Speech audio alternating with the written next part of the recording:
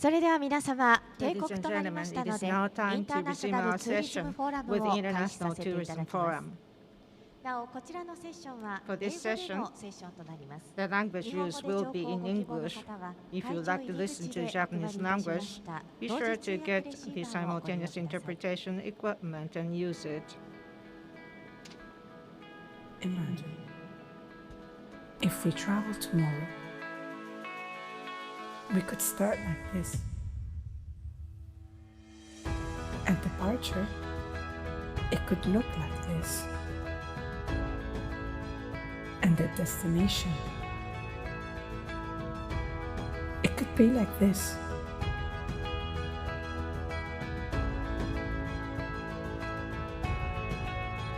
We could still do this.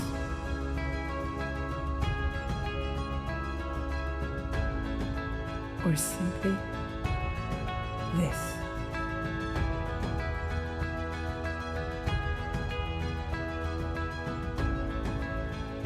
It might seem a bit more complicated than before,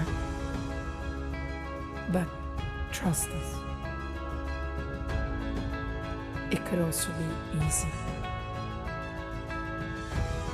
because traveling safe does not mean enjoy less. It means enjoy, respect.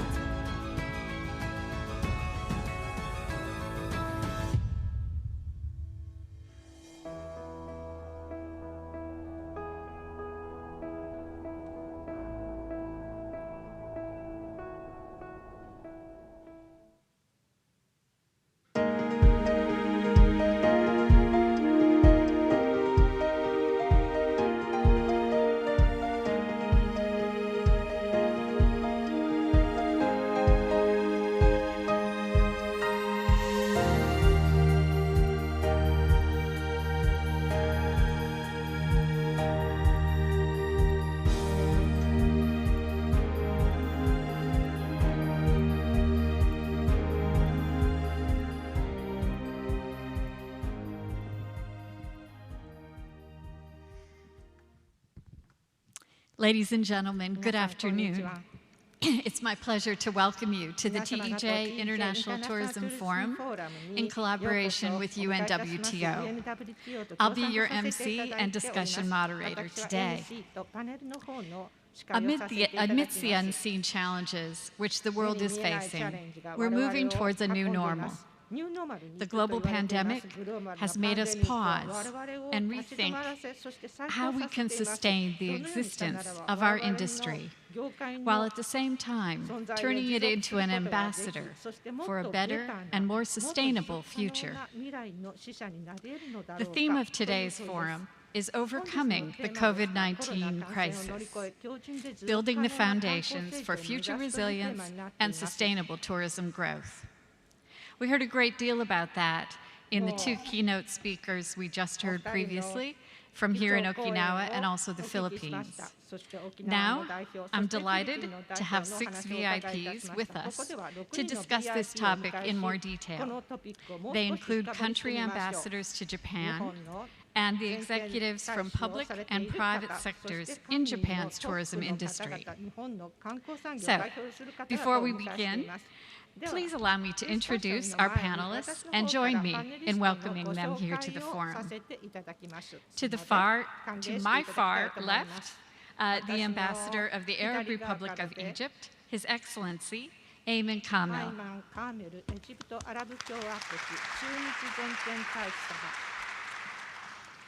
Next to him, the Vice Commissioner, Japan Tourism Agency, Mr. Tomohiro Kaneko.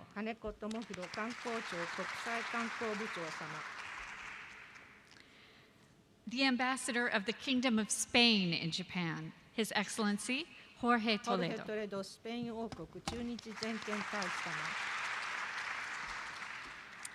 The Ambassador of the Royal Thai Embassy, His Excellency Singtong Lapisatipun. The Executive Senior Vice President, Japan National Tourism Organization, Ms. Akiko Yoshida. and President of JTB Corporation, Mr. Eijiro Yamakita.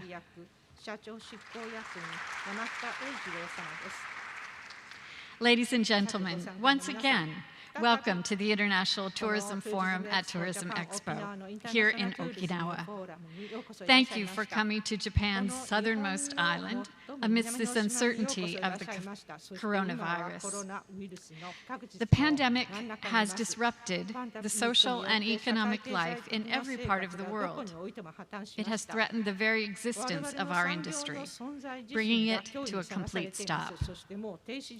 As the world stopped moving and the global and local economies marked historical downturns, travel and tourism proved itself as a lifeline, without which the rebuilding of the economy and a healthy society would be impossible. Recognizing that the movement of people is instrumental in rebuilding life in this new normal, governments around the world created guidelines, implemented measures for safe and seamless travel, and gave a green light to restarting travel and tourism. Here in Japan, after implementing safety measures, the Japanese government also initiated a campaign to kickstart domestic travel and tourism.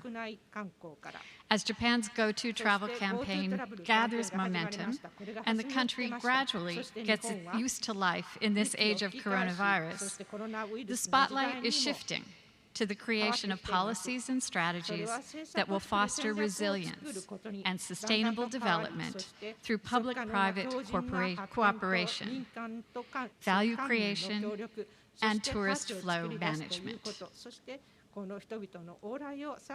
Our agenda today consists of two parts. First, we'll bring you video messages from His Excellency Antonio Guterres, United Nations Secretary General, and Dr. Mario Hardy, Chief Executive Officer of the Pacific Association of Travel Agents. Then, the International Tourism Forum will continue with 7 to 8 minute remarks from each of our distinguished panelists. The remarks will be followed by a short question and answer session. Each of our panelists will share his or her country's best practices in building resilience and their ideas on overcoming the COVID-19 crisis. We will discuss tourism as a driver of a safe and strong society.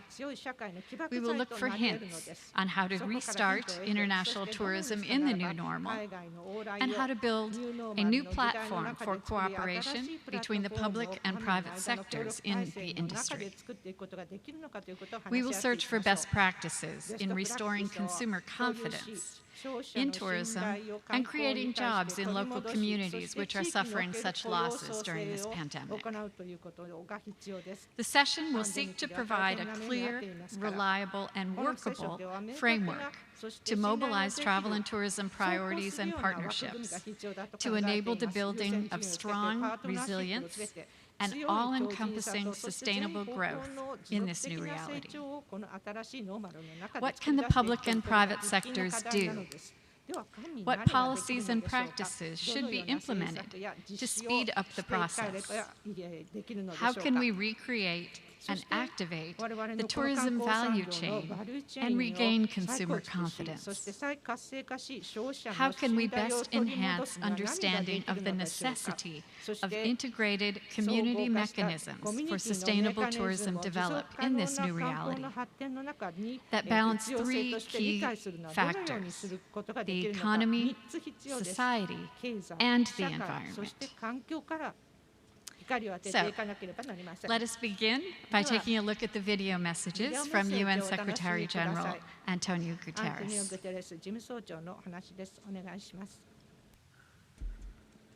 Tourism is one of the world's most important economic sectors. It employs 1 in every 10 people on Earth and provides livelihoods to hundreds of millions more.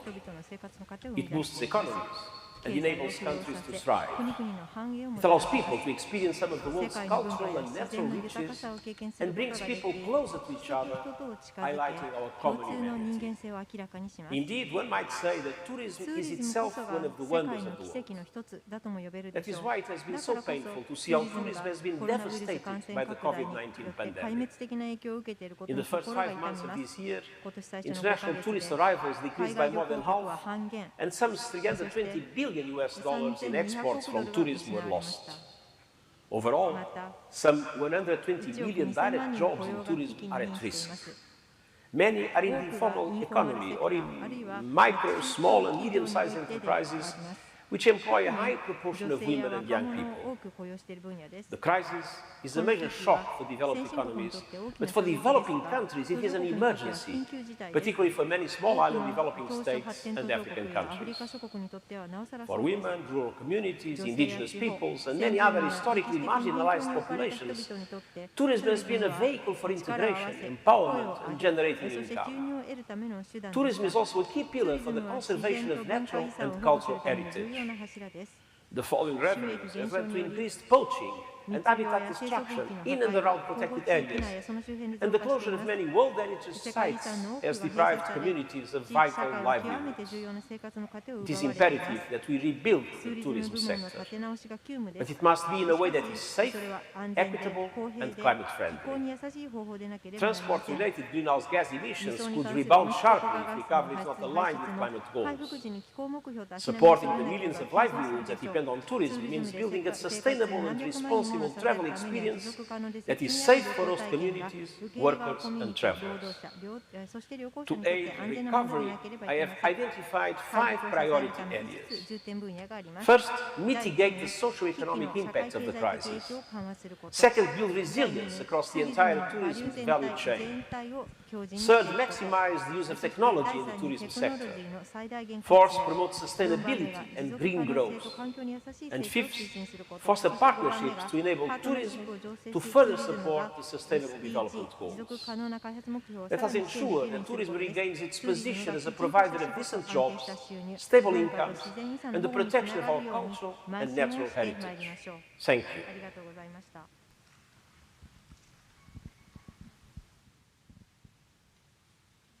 Now please join me in watching the video message of Dr. Mario Hardy, Chief Executive Officer of PATA.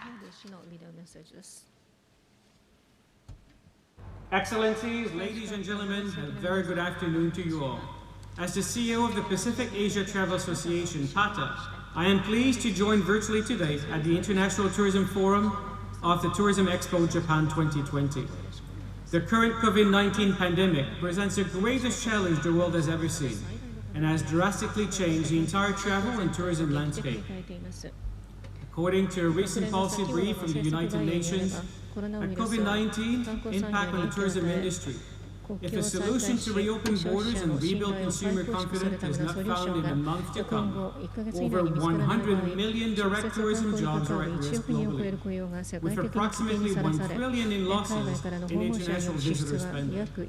This would amount to a loss of 1.5 to 2.8% of global GDP, and the most vulnerable would be directly affected by the severe economic impact.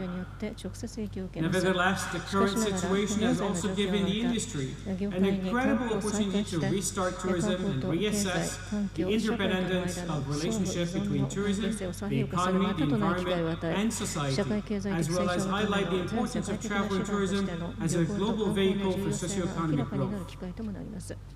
As PATA acts as a catalyst for the responsible development of travel and tourism to, from, and within the Asia-Pacific region, we understand the need to partner with both the public and private sector to achieve such goals. With this in mind, PATA continues to support the need for the industry to restructure and rebuild with a focus on positively benefiting people and the local communities it affects, while at the same time also prioritizing health and the safety for the public of travelers and their local communities in order to build a more resilient, responsible, and sustainable global travel and tourism industry. Today's International Tourism Forum, under the theme of overcoming the COVID-19 crisis, building the foundations for future resilience and sustainable tourism growth, is the perfect platform to exchange information, strengthen friendship, and deepen cooperations between tourism industry stakeholders. It is unfortunate that I cannot join you today in person, but I wish you a fruitful discussion on practices that can facilitate the recovery of travel and the tourism sector in the new reality. I have no doubt that it will be an engaging and insightful session. And lastly, I would also like to take this opportunity to wish you all an enjoyable and productive time during today's event. Thank you very much.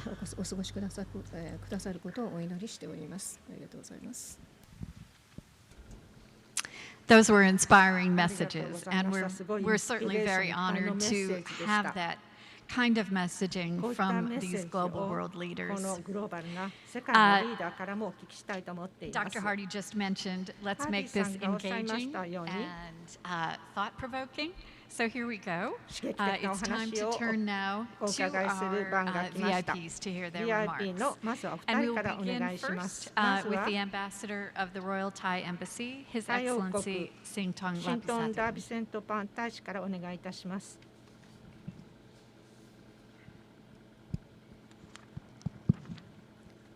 Can you hear me? Okay.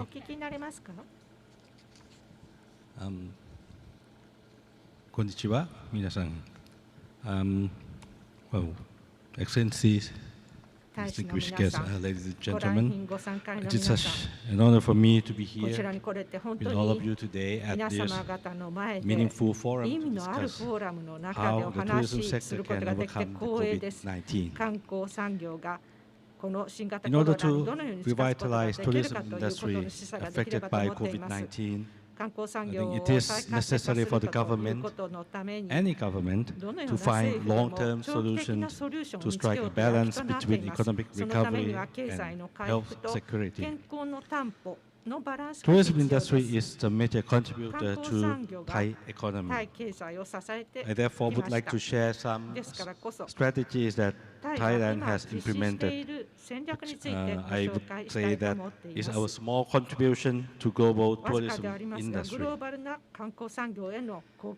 In order to recover our economy while we have not yet fully opened our country to foreign tourists, the Thai government gears its policy towards enhancing domestic tourism first. The government subsidized part of expense on accommodation and meals for domestic travel under the campaign. In Thai, we call it Rao Tiao Doi Kan. That means we travel together. And another one is Tiao Pan Suk. That means trips to share happiness, which are quite similar to, I think, the Japanese go-to campaign.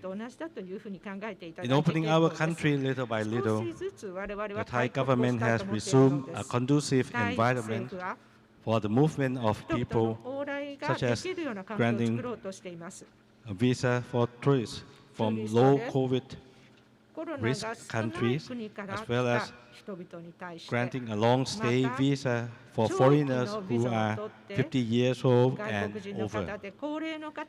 At the same time, in order to ensure no COVID-19 transmission in Thailand, the Royal Thai government has issued very strict health security measures, in particular health control measures at the border.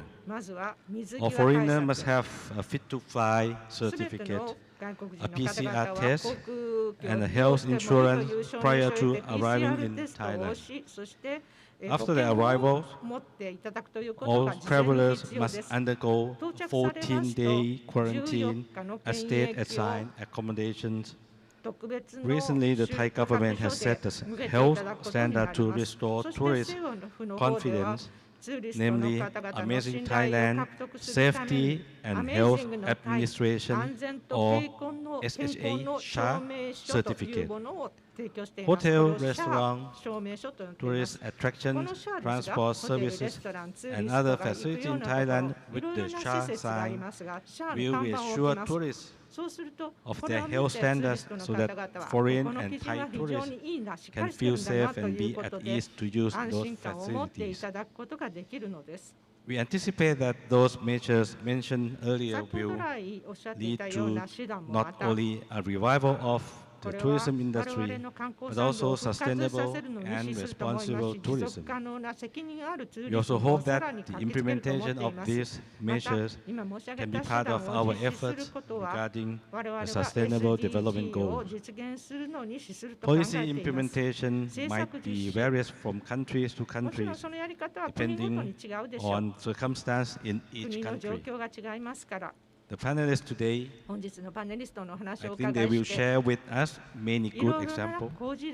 So hopefully, if we can connect the dots, particularly applying the same set of standards, we will, at all levels, ranging from local, national, and regional levels, we should be able to create a solid line from dot to line to achieve the new normal of tourism industry in a sustainable manner, which will lead to a safe and resilient society. Thank you very much for your attention. ありがとうございます。Thank you, Mr. Ambassador. Yes, connecting the dots. That's what we're here to do, and I think we can do that with this panel today. Next, let's hear from the Ambassador of the Kingdom of Spain in Japan, His Excellency Jorge Toledo. 皆様、こんにちは。 Good afternoon, ladies and gentlemen. Thank you very much to the organizers. JTTA, JATA, TO, the Tourism Expo Japan, and also to the Okinawa Prefecture for hosting us today here. I've had the pleasure and the privilege of spending some days in this beautiful island, even profiting from this excellent program of Go to Japan, an excellent idea which is working very well, I must say. So thank you very much. And thank you for the effort of organizing this in these most challenging times, probably the most challenging time for the tourism industry in decades. These very difficult times, and despite them, you've been able to safely organize this Expo in Okinawa, and that speaks very well about the Japanese people's resilience and the determination in front of very tough difficulties. As I say, everybody knows we are experiencing the most difficult times in decades for the tourism industry, which has basically stopped all over the world, especially foreign tourism coming, inbound tourism coming to all our countries. Unfortunately, after some years which had seen very strong growth of inbound tourism to Japan, which had record numbers in the last few years, but also to Spain. In 2019, we received more than 83 million tourists in 1 year. And unfortunately, the pandemic has caused this to cease almost from at least the inbound perspective. We've had good domestic tourism this summer, but now with the second wave that's ravaging Europe and other places, we are again facing difficult times in the months to come. But we hope, we expect it will be over soon because we're taking very strict measures to combat this pandemic. But we are also, they say, every crisis brings an opportunity. We could use less opportunities, I suppose, and less crisis. But it's a fact that we have a crisis, so we are trying to use it in Spain, in the European Union, because we are part of a larger area, the European Union, with no frontiers. And we are using this as an opportunity to improve infrastructure, to improve procedures and protocols, to improve health procedures, to improve connections. And we hope that after this is over, we'll be ready for restarting, for resuming the strong growth in tourism and in human exchanges in Europe and in Spain. We are being hit hard. 12% of Spanish GNP is tourism, but I think we are using this opportunity well, and that we will be very well prepared for the end of this pandemic. What we are doing also during the pandemic is things like creating safe corridors, for instance, between the Canary Islands, which is not being hit that bad by the pandemic, and countries like Germany or the UK. In the meantime, we're also protecting jobs and protecting the industry with loans, with guarantee. It is an enormous financial effort, but we are undertaking it also with the help of the European Union institutions and financing. The European Union is not only a market, it's also a solidarity area. And we are using it for training opportunities for people in the industry of tourism. We are improving the digitalization of the industry. All this, as I said, means a big financial effort. The European Union has approved the European Recovery Fund, and Spain has been allocated the enormous sum of 140 billion euro, about 150 billion US dollars. So we're all in this together. We must cooperate and be prepared and prepare for the future. And that's what we're doing both in Spain and in the European Union as a whole. So let us expect, let us hope, let us wish that sooner rather than later this nightmare will be over, and that we will all be in an excellent position to resume growth in this fundamental industry. And let me wish, expect, and hope with all of you that 2021 will see a successful holding of the Tokyo Olympic and Paralympic Games, which will be the symbol of the resumption of the tourist industry growth and the resumption of something even more important, which is the resumption of international human exchange, interactions and contact. Thank you very much. ありがとうございました。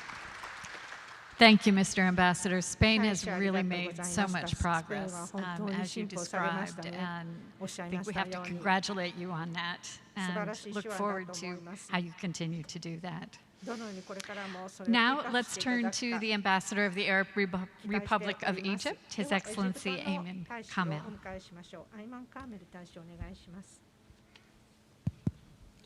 Thank you very much. Honorable representatives of Japan Association of Travel Agents, JATA, dear fellow panelists, distinguished excellencies, ambassadors, ladies and gentlemen. Well, let me start my remarks by thanking JATA for the courageous initiative of organizing and hosting this year's Expo and Forum in this magnificent location of Okinawa. Despite the current situation, this is an initiative, I think, which goes along with the ongoing serious efforts to revive the tourism industry worldwide. So I'm so glad to be here to participate in this panel, and as we are here to share our feedback on the best practices, I will shed some light on Egypt's perspective, as well as maybe Africa and the Middle East, concerning the efforts to overcome the COVID-19 pandemic. Egypt, like most countries of the world, was deeply affected, of course, with the pandemic and when the pandemic erupted. However, we were among the first countries to take several serious measures to control its spread, the most drastic of which was locking down and restricting all incoming air traffic on March 23, 2020. By the way, there was a direct flight from Narita to Cairo, which also had to stop its operation during this end of March 2020 due to the effect of the pandemic. Needless to say that those measures have taken a heavy toll on the economy, of course, as all the productive activities were suspended. The most impacted amongst all was the tourism industry, which employs in Egypt about 12% of the country's labor force, thus representing nearly 20% of Egypt's GDP. Also, let me tell you that in Africa, tourism industry, which employs 24.6 million people, representing 7% of the total labor force in Africa, will witness an estimated loss of about $120 billion in GDP contribution. And it's worth mentioning also that travel and tourism contribute to over $170 billion to Africa's economy, representing about also 7% of Africa's GDP. While in the Gulf countries, this sector accounted for $245 billion of the total GDP, about 9%, and is expected to attract, it was expected to attract about 195 million visitors to the Middle East region by the year 2030, which now, of course, with the pandemic, is not evident to happen. So, let me tell you that in Egypt, in May 2020, amid declining COVID-19 infections, together with a pressing economic need to going back to business, the Egyptian government implemented a comprehensive plan in compliance with WHO recommendations for the resumption of domestic tourism, followed by foreign inbound tourism, which was in operation starting from 1st of July 2020. So Egypt is welcoming all the tourists since last July. Since then, and as of mid-October, more than 250,000 tourists came to Egypt from 15 different countries, and they went back home safely, thanks to a series of precautionary regulations that has been implemented at each and every step along the way, from the tourists' country of origin upon their stay in Egypt until their departure.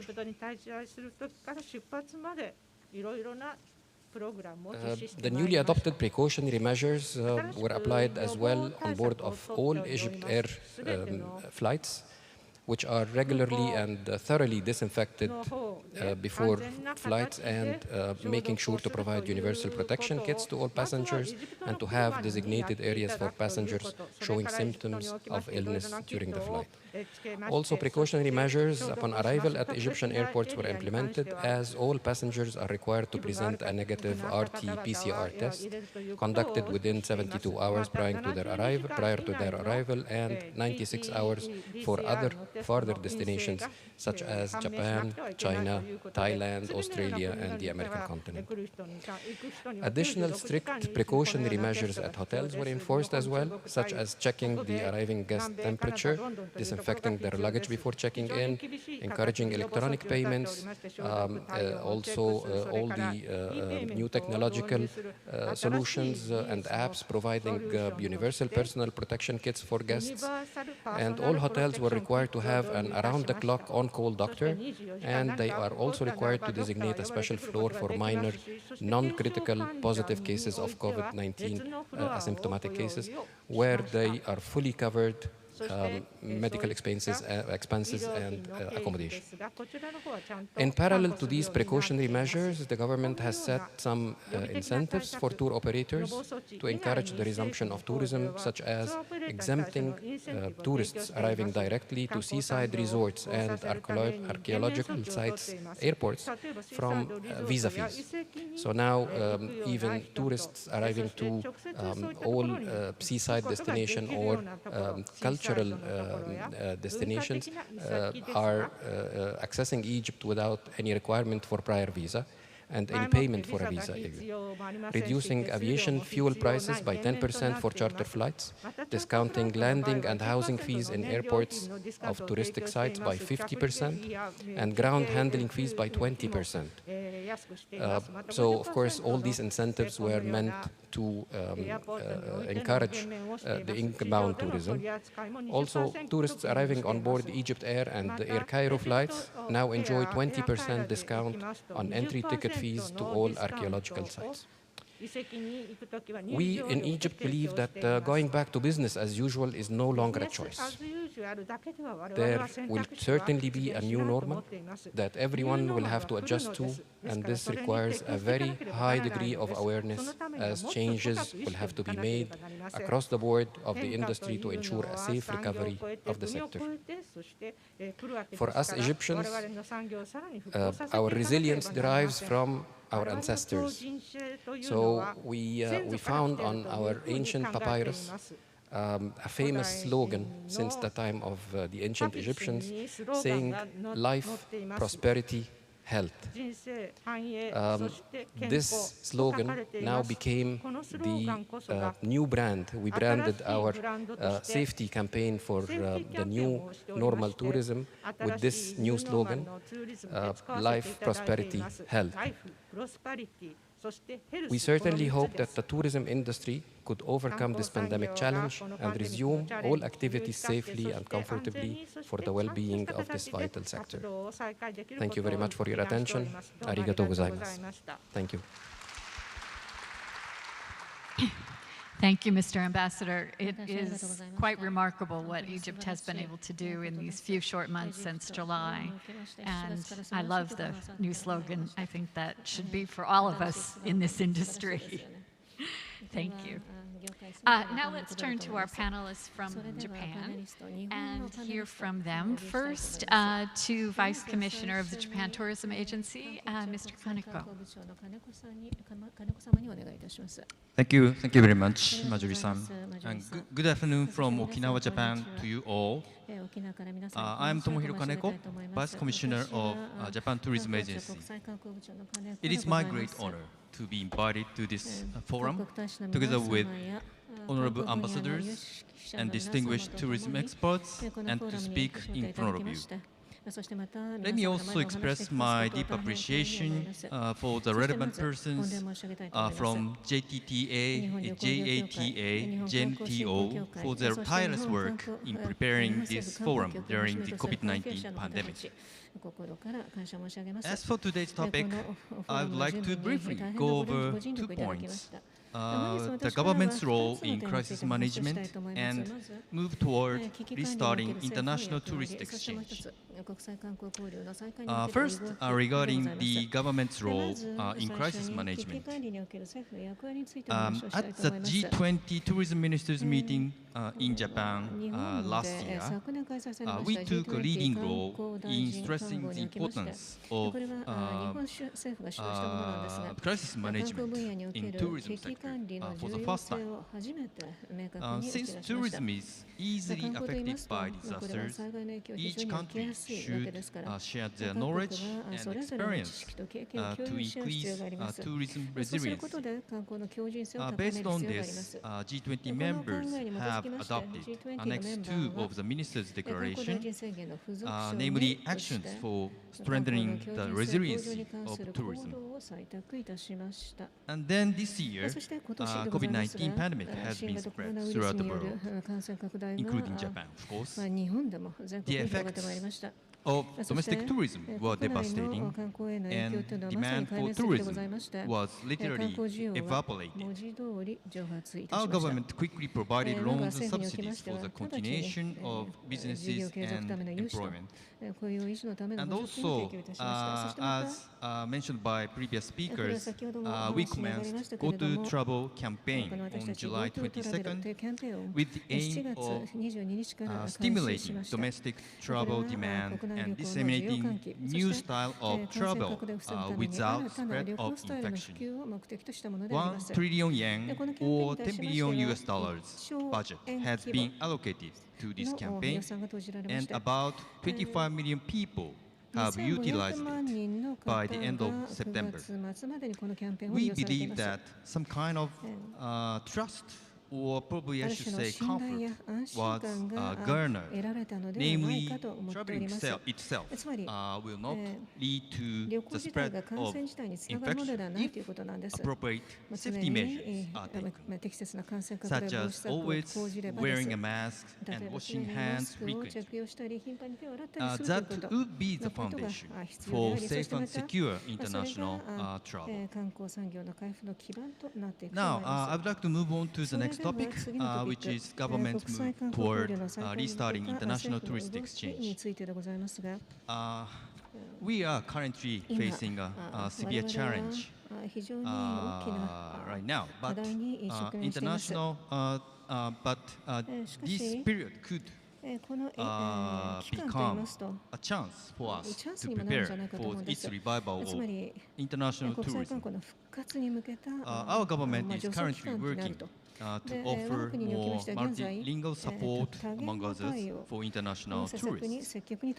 We are also promoting new kinds of attractive content for international tourists through digital technology. In addition, we have been gradually easing international traffic to and from Japan since this summer, upon adequate inspections at each port of entry, taking into account the current status of infections.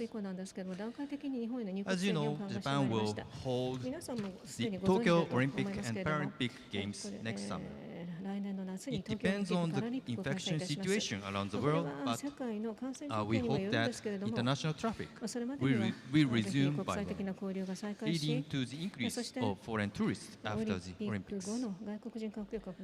In addition, Japan Tourism Agency plans to organize a tourism ministers meeting in Tokyo next year as an opportunity to promote the recovery of mutual tourism exchange. I hope that this will be good news for all of you, and this could be very first type of this government-to-government meeting next year, sometime next year.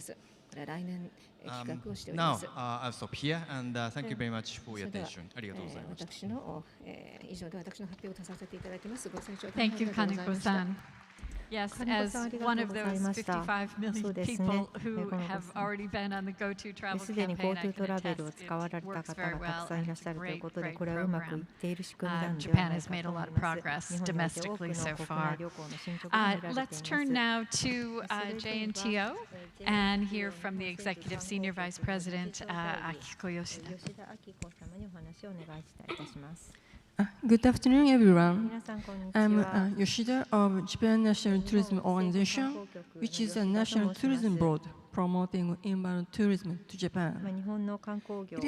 It is an honor for me to join the discussion with distinguished speakers at this forum. I'd like to refer to the impact of tourism in local communities and local economies. In the recent years, the number of international visitors to Japan has seen a significant growth. However, at present, international tourism has effectively stopped due to the COVID-19 pandemic, and inbound tourism has inevitably been put on hold. This disruption made us aware of the significance of tourism in our local economies. Now, inbound tourism has grown the second largest sector in Japan in terms of international trade surplus. And it also gave us a moment to reflect what has occurred in the recent years and where we should put more focus in the tourism strategies once the borders reopen. On this point, while we have experienced record high numbers of international visitors every year, there are some issues that have been already pointed out. For example, in Japan, many tourists visit specific areas and places in megacities and causes tensions with residents there, which is so-called over-tourism problems. In post-COVID-19 world, we need to put extra effort for diversification of local destinations to less visited areas, to maximize the benefits to local economies and achieve sustainable tourism development. And the success of inbound tourism not only brought about economic benefits, but also made us recognize that the tourism is a vital tool to revitalize local cultural heritage. We can more emphasize this side of the impact of tourism to local communities. This will also enhance the quality of tourism for travelers coming to Japan. With this in mind, in addition to marketing activities through our overseas offices, JNTO is now taking 3 initiatives in actively engaging in communications with domestic partners, such as local governments and local tourism industries. First, JNTO supports establishing local systems for accommodating visitors and refining tourism content through online seminars and individual consultations regarding the latest information on overseas markets. Second, JNTO maintains and builds relationships with travelers overseas travelers by disseminating the appeals of Japan as a tourism destination and new post-COVID-19 tourism contents with more focus on less visited areas in Japan. Third, JNTO is working to gather accurate information on the latest changes and updates to immigration restrictions in each country and changes in traveler needs, and sharing this information with travelers and domestic stakeholders. With these initiatives, we, JNTO, is hoping swift recovery of the tourism industry and local communities from the damages caused by this pandemic once the borders reopen. Thank you. Thank you. Yes, working with the local communities and helping them through this time, as well as fostering that future development, is going to be key, and you're already doing that. It's great to hear that. So we've heard from the 4 countries that we have represented here today about the efforts that they are doing to rebuild, to demonstrate resilience, to move toward that sustainable future that we're all looking to achieve. Now, let's hear from the representative on our panel from the Japanese travel industry, the CEO of JTB, Yamakita-san. Thank you, Marjorie-san. Honorable ambassadors, excellent panels, and distinguished guests, and everyone from the world listening to us. Thank you very much for participating. I am Eijiro Yamakita, President and CEO of JTB Group. As a representative of the private sector, only one, I would like to mention something related to the recovery of the tourism in Japan. Very first of all, I would like to extend my appreciation, great appreciation to our government, first of all, for supporting tourism back in the right track. It's on the way, but the Go-To campaign helped a lot. Thank you very much. And also from the foreign government who have made a great support, taking actions, and a great supportive comment as well today for the recovery of the tourism today. Thank you for your support. And all the destination players who have supported this recovery process. We have a very severe condition at this moment, but thanks to this effort, the current domestic travel level has recovered to the certain level, and this is the point we are trying to recover as much as possible.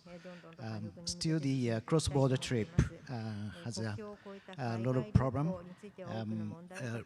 very much restricted at this moment. So this is the next challenge, how to open these borders for the future. To rebuild, as everybody mentioned, this is a really good opportunity for us to reconsider the tourism itself and prepare for the recovery. So to rebuild and bring people back to the normal life, I'd like to propose 3 things. One is to put a top priority on the customer experience. That is, from our side, our point of view, it is really important to focus on the customer experience, because it's not, we tend to think about the booking process only, how the customer have a convenience at the booking process. But the trip has a lot of stage from the beginning when people start thinking about traveling for the future. They need the proper information, and then the consultation and booking. Then at the destination, a lot of services provided by many players. So the experience at the destination should be improved. And then even after the trip, when people is back home, they recollect all the good memories during the trip. And then this will lead to the rethinking, thinking about the next trip. This is kind of ecosystem, in my wording, ecosystem for the customer journey. So by improving this customer journey process, the tourism could be more sustainable because this cycle will continue. So it is important to establish this kind of cycle. Secondly, it is important we all work together as a partnership. Partnership was mentioned in the WTTC and the UN as well, but it is important to include as many stakeholders as possible, particularly at the destination. The major element of the travel is the accommodation, transportation, meals. However, there are a lot of other players who can be involved in the tourism activities, local services, local government as well. This could create a total support team as a tourism platform to improve the customer journey for the future. So we need to have a great partnership together to work on this process. We all have a respective responsibility in each stage of travel. And if we combine these power, that could be a great power for the future. Lastly, but not least, digital, which is also related to this building up this tourism platform. So it's important to establish this ecosystem for the future. At the same time, it is important under COVID-19 situation, digital could avoid the close contact and avoid the crowded places by utilizing digital technology. So it is important we work together with the new entrepreneurs, tech companies, who are also the part of the tourism industry. That's all from my side. Thank you, Yamakita-san. So yes, improving that customer journey, making that even better, partnerships, and then adding new partners on the digital side. We have a lot of very good advice there to move forward with. Now we'd like to delve a little bit deeper into what everyone has said today, and I'm going to pose a question to each of our panelists about something they didn't quite address yet. So first to Ambassador Lapi Satipun, in your remarks you mentioned your special tourist visa for visitors from countries that have very low COVID-19. How will Thailand begin to reopen more broadly to a wider audience of international visitors? Well, thank you so much for the question. I think like in so many countries that because now we still have to take seriously on the safety measures. So when we said we are going to open or reopen the country, it's a bit difficult to suddenly start to accept all tourists. And the measures that our government is taking is that we gradually open the international travel from the so-called essential visitors. That means the business, the one who will stay longer in Thailand, the one who come to study, to work, or the one who are the family members of Thai citizens. And of course, all of them have to go through all measures that I mentioned earlier, that they have to have the fit-to-fly certificate, have the PCR test, and to have the insurance. And also they have to have the 14 days quarantine. But we already started that since May. But of course by gradually, just little by little. And now when we think that we are ready for receiving more tourists, then we open more for the so-called really tourists, not for business. And we have issued quite many type of visa, besides from long stay visa, because if we open for the normal tourists, like 1 week tourists, we need 14 days quarantine, so it's impossible for them to stay just 7 days. So we open the application for the tourists for long stay, like people if in Japan, in the northern part of Japan, like in Hokkaido, in Tohoku, it's quite very cold in the winter. So now we open the long stay, we call it OA visa or OX visa. That is like you can stay 90 days and you can extend it more. Or we have, recently we have the STV, that means special tourist visa, 90 days plus another 90 days and another 90 days. So if people from foreign country who from the cold region would like to stay in a warm country like in Thailand, then you can apply this kind of visa. Of course, you need to have the 14 days quarantine, but that 14 days quarantine would be at like 5-star hotel with some medical staff to have the PCR test 2 or 3 times during the 14 days. And you can have quite a pleasant stay there. And then after 14 days, you can move around to your final destination. So that already started. And I think gradually, if the situation is getting better and better, we can open up for the shorter stay. Actually, we are in the process of negotiating with the Japanese government and other countries with low-risk countries that we are going to have the special arrangement so that we can have the shorter stay in Thailand, especially for the businessmen who come for the meeting or the technician who come to the company in Thailand, because I think many of you know that Thailand and Japan, we have quite a close economic cooperation. We have more than 7,000 Japanese companies in Thailand and approximately 100,000 Japanese staying in Thailand. So while we have to take into account the importance of the health security, we also have to think about the economy also. So this is what we are doing, and I think sooner or later, maybe sooner better than later, we are going to have the agreement with the Japanese government on the so-called business track, or we call it fast track arrangement between the two countries. And then I think our international traveling with the foreign country will resume and going into the, close to the normal situation. Thank you. Thank you very much.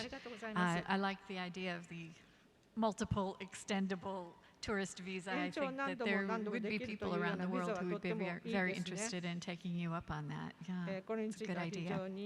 Good. I'd like to pose the same question to Kaneko-san. Japan remains largely closed still to international tourists. How will you begin that process? I know you described a little bit, but how will you begin the process further to reopening for international visitors? Thank you very much for your question. Well, I think swift resumption of international tourism is something that everyone here, including myself, is eagerly hoping for. However, the important issue is how we could restart cross-border travel while preventing spread of COVID-19 infection. As Ambassador from Thailand mentioned, the important and difficult part is how we could find, how we could strike a balance between these two different interests. And currently, Japan is now gradually allowing international travel, beginning with areas where the novel coronavirus situation is winding down, and has advanced coordination with 16 target countries in Asia-Pacific region so far. And as a result, the business track for short-term business travelers, namely not applying strict 14 days quarantine rule, has already started with Singapore and Korea. And next in line would be Vietnam. And moreover, since October 1st, entry into Japan has been allowed for foreigners with status of residence in Japan, arriving from all countries and regions under certain conditions. And of course, we will continue bilateral consultation with the remaining countries for swift agreements and implementation. As for tourism, it will not start soon, but our agency will closely monitor the global virus situation and work hard to create a welcoming environment for the international tourists. And when restrictions overseas travel are eased could be eased in the future, we will also work hard to implement safety guidelines for secure overseas travel. Thank you, Kaneko-san. I think that we've seen real progress in the last couple of months on opening up, and what you just indicated sounds like maybe Thailand will be on that list fairly soon of possibly opening up as well between Japan. So that's great. Thank you. Now I'd like to pose a different question to the ambassadors from Egypt and Spain. Looking more specifically to your infrastructure, what platforms of cooperation mechanisms between the private and public sector, central and local governments and your residents do you think should be created to ensure a resilient tourism industry and sustainable tourism development? And Ambassador Kamel, we'll start with you first. Thank you very much. It's a very interesting question. And let me first tell you what we did in Egypt, and then I'll tell you what I think about this concept. To maintain a sustainable and resilient tourism and to create a relationship between the public and the private sector, Egypt undertook several initiatives recently in order to revive the sector completely. And of course, in these conditions, we had to rely deeply on all the stakeholders in the tourism sector. So, meaning, of course, the operators in tourism, private sector, the local residents, craft skills owners, several components of all the equation of tourism sector. And in order to do this, we did created two platforms really. One of them is engaging the local residents and engaging the private sector companies and a lot of the SME operators in the tourism business. And I'll give you an example of one big project in this sense. We were working on the GEM, Grand Egyptian Museum. This will be the biggest museum in the whole world, hosting one single civilization, more than 100,000 artifacts from ancient Egypt. And the location of this Grand Museum will be magnificent. It will be overlooking the pyramid platform in Giza. So this project was supposed to be inaugurated this October, but of course, due to the COVID pandemic, it has been postponed to next year, 2021. However, for those of you who visited Egypt before, the pyramids area has been in its same condition since maybe over 50 years. Now, this area, whole region of the surrounding region of the pyramids have been completely revamped. And the GEM, the Grand Egyptian Museum, is being located in this specific area, but the modernization of this region happened due to the cooperation between the public and the private sector and the local residents of this area who have been living there for many, many years, and also the bazaar owners, the small operators like the tour guides and all the entertainment, other entertainment for tourists and so on. So with the cooperation between the government and all those stakeholders, it was possible to revamp completely the area surrounding the pyramids. So now it is really a model of the sustainable tourism for the future, not just for visitors to come one time and probably also affecting the quality of the archaeological site and the sustainability of our antiquities. But now we have something which is very much comfortable for the tourists to visit, also very useful for the local residents, and it was not really a big cost for the government. This is one of the platforms that we created to engage engage the stakeholders in the new process of the revitalization of tourism. Another example was the creation by the Egyptian Central Bank of a tourism fund.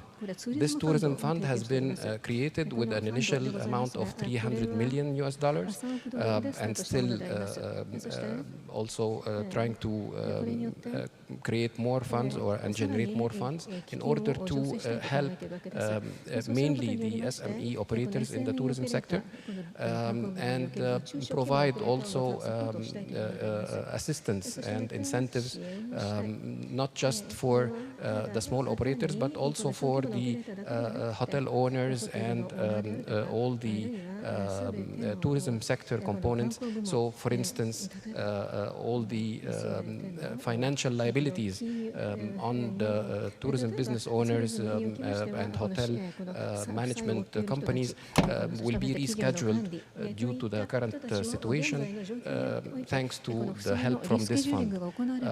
So this is another platform that was possible recently in order to sustain and to help all the people living in this sector. What I think is important to do in the future in the whole world, I think also that the public sector and the government should stand by the private sector and the small and medium enterprises and all the small operators and hotel chains and tourism agencies.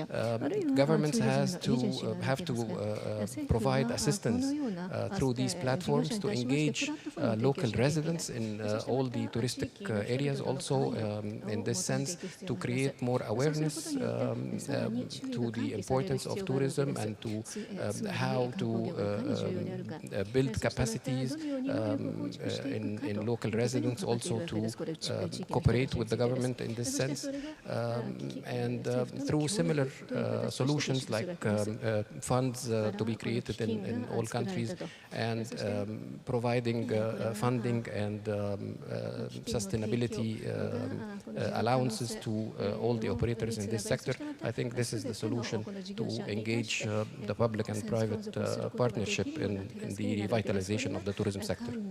Thank you very much. Thank you, Mr. Ambassador. They're really excellent examples of what can be done, and I think we're all excited to visit the new museum once it's open. I've seen a bit on television of some virtual inside, and it looks like it's going to be amazing. Yeah, congratulations. Ambassador Toledo, same question to you. Thank you very much. As I said before, this crisis has hit hard a very important sector of the Spanish economy, which accounts for 12% of our GNP. So the government is responding by providing an incredible effort of financing to support the sector during these very difficult times. The government needs and is supporting the sector by making sure it lives through these very difficult times. And how do we do that? First of all, providing loans and loan guarantees to the private sector. The tourist industry in Spain, like in Japan, is in the hands of the private sector. So the government is asking the private sector, in this case, to enforce safety, health measures, or sometimes going into lockdowns. And it's only natural that the government and the state provides support via financing, loans, guarantees, and even subsidies to make sure that the private sector lives through this crisis and is prepared for the recovery without suffering too much. So, for instance, jobs, protecting the jobs in the private sector. Many private sector companies in this industry have had to temporarily close or reduce activities in a number of areas. So the government has made it possible for the companies to furlough thousands, tens of thousands of workers in this sector by providing a subsidy for wages. この賃金の支援をするということを行っております。そしてまたもう一つ例として挙げたいんですけれども、この回復のための準備をするということです。プログラムがございます。これスペイン政府が実施しているプログラムなんですけれども、これはWorld Heritage Cities. We have, as you know, in Spain, a large number of World Heritage UNESCO cities, 15 of them. And there is a program which has been implemented now to prepare them for promotion and for infrastructure building in these cities so that they're very well prepared for when foreign tourism resumes. There is also a scheme that has been implemented in Spain right now about insurance, making sure that all foreign tourists that still come to Spain, because they're still coming to Spain, have an insurance which is paid by the Spanish government. So in case they fall ill, in case they are affected by COVID-19 during their stay in Spain, they get health coverage and even repatriation to their own country. In any case, it's all about getting through this as safely as possible and preparing for a normal, back to normal or new normal future with sustainable basis. Thank you very much. 持続可能な形で復活を遂げていきます。ありがとうございます。素晴らしいアイデアをさらに出していただけたと思います。世界各国が今見ていると思います。どうやって再開をしていくのか、またそのインフラをどう強靭化させていくのかということが On the Japan panelists, I'd like to ask a different question, and it's about restarting international tourism. There's one point that's indispensable to the restart, and we've alluded to it a little bit in our conversation today, and that's consumer confidence, being sure that consumers feel comfortable to visit the destination. Yoshida-san, how will you help the overseas visitors feel it's safe to visit Japan? There'll be 2 points that we need to assure overseas travelers. That is, first, we have to assure them that the traveling to and in Japan is safe. That's the first point. And also, important thing is they have to be assured that they will be welcomed by Japanese people when they come to Japan. And to enable that, we also assure Japanese people that receiving international tourists is safe. We can receive international tourists safely. So to enable this, I think that the communications should be in both ways. Very good. Yes, again, involving the local residents in supporting that effort. How about on the outbound side, Yamakita-san? What should the Japanese travel industry do in order to help Japanese travelers regain the confidence to go outbound again? It's not an easy question, but this is related to the psychological part of human beings. So it is important, at the end of the day, that, vaccination is important to ensure the people's mindset, travel is safe. But for the time being, it is not possible. And then what is important is, first of all, the government support is obviously needed at this moment under this extraordinary situation. As kindly mentioned, the financial support to the stakeholders related to the tourism industry, this is the first priority. Otherwise, people feel that the tourism itself is destroyed before they travel, so they never travel again. So welcoming people ってしまうかもしれません。したがってそれが大切です。そして人々に歓迎するという気持ちがあるんだということをしっかり示すということでしょう。もう一つ、海外旅行について、例えば今回のようなイベントでもってトライアルをしてみる、やってみるということです。これらの経験を通じて一緒に集まっても大丈夫なんだと思えるようにする。これまでとは違う安全な方法でということになりますが、これが大きな第一歩になると思います。オリンピック、no matter what the style is, that has to be. これをやっていく、そしてそれについてもどうやってやっていくのかということ、うまくやっていくということが極めて大切になると思います。Conducting the familiarization trip, right? それから馴染んでもらうための旅行、少しずつ慣れていってもらうということも大切だと思います。そしてこの国が安全だという印象を持ってもらうわけです。ビジネストラックが開始されたら、その次がレジャー、娯楽での旅行ということになるでしょう。そこでトライアル、試しにやってみるというグループの人たちを招き入れて、そしてそこで十分に注意をしながらやっていくということです。個人客がどこにでも好きなところに行くということではなくて、グループ旅行ということで、そちらの方がよりコントロール、活動のコントロールもしやすいと思いますので、それをやってみるのが良いと思います。そうやって少しずつ例を積み重ねていくということが良いと思います。Thank you. Yes, ありがとうございました。そうですね。the travelers the examples of how it can be done safely. どうやって安全にやっていけばいいのかということを事例として経験してもらうことが大切なんですね。We are at the end of our discussion. Thank you for the wonderful insights that you shared, the knowledge that you shared with our entire global travel and tourism community today.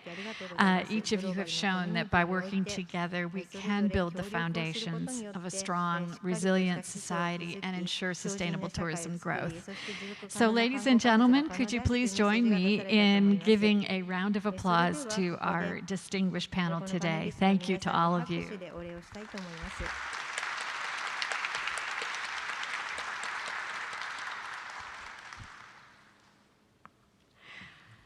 As the session comes to a close, I'd like to invite you to view a closing message. And this is from the for the International Tourism Forum from Mr. Ju Shangjong, UNWTO Executive Director. Please take a look. Excellencies, distinguished guests, and dear friends. We have now come to the closing of the International Tourism Forum of the Tourism Expo Japan 2020. First of all, I wish to express my appreciation to the distinguished panelists, moderate, and international and national participants for sharing their excellent ideas and best practices with us. We will surely highlight lessons learned from today's discussion, which can facilitate the recovery of the travel and the tourism sector in a newly reality. We surely are living in a challenging time which we have never experienced before. UNWTO will stand stronger to be the global platform to make international cooperation possible. And I encourage all stakeholders of tourism to continue our work in delivering thoughts and solutions on restarting tourism in a sustainable way. Before concluding today's forum, allow me to express our deep appreciation to the Executive Committee of Tourism Expo Japan. Thanks to their dedication and great efforts in this difficult time, we were able to hold the International Tourism Forum in place of the anticipated ministerial roundtable discussions. At the same time, we look forward to the ministerial roundtable next year and meeting all of you in person in Japan. I wish you all a very successful Tourism Expo Japan 2020. Thank you.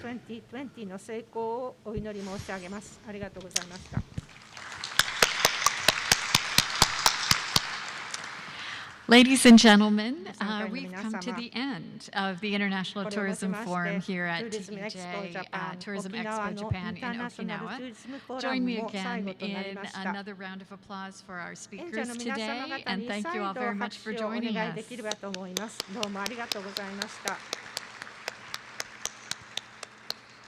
Thank you. Thank you very much, Ms. Dewey. 皆様どうもありがとうございました。改めて Ladies and gentlemen, thank you very much once again. 皆様へ盛大な拍手をお願いいた Please し join ま me す。 in Thank you very giving much.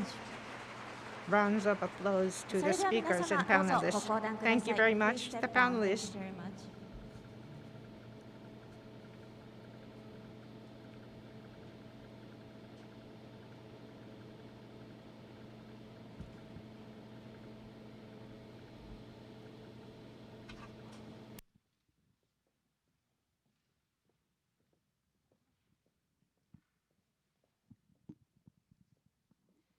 皆様ありがとうございました。 Thank you very much, ladies and gentlemen.